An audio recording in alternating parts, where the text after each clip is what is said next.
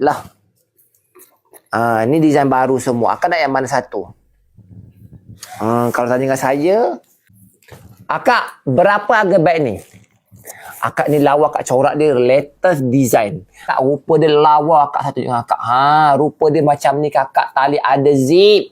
Ada besi kat bawahnya. Kat luar kalau beg macam ni memang 3-400. Akak zip besi, boleh masuk telekung, boleh masuk iPad, semua boleh masuk. Handphone, laptop, semua boleh masuk. Akak, saya tanya dengan akak betul-betul berapa bajet akak. Ni new design. Tengok orang pakai. New design. Akak nak harga berapa? Akak nak harga berapa, saya bagi akak sedekah. Akak komen saja akak nak harga berapa. Saya bagi akak harga sedekah ni. Betul-betul. Nak harga berapa? Cantik, premium, mesti ada besi. Kita bagi harga dengan lapas, bismillah. Siapa cepat dia dapat our new design. Akak, ini design kita sendiri. Akak, ini warna, dia beza tau. Ni kakis, ni kopi. Ini warna cream. Dia punya design memang timbul, nampak tak? Dia macam ni kakak. Dia macam ni. Yang berjaya, yang dah bayar komen down payment, komen dulu kakak.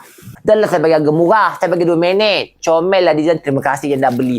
Akak kalau akak dapat harga murah, akak kualiti kita mega.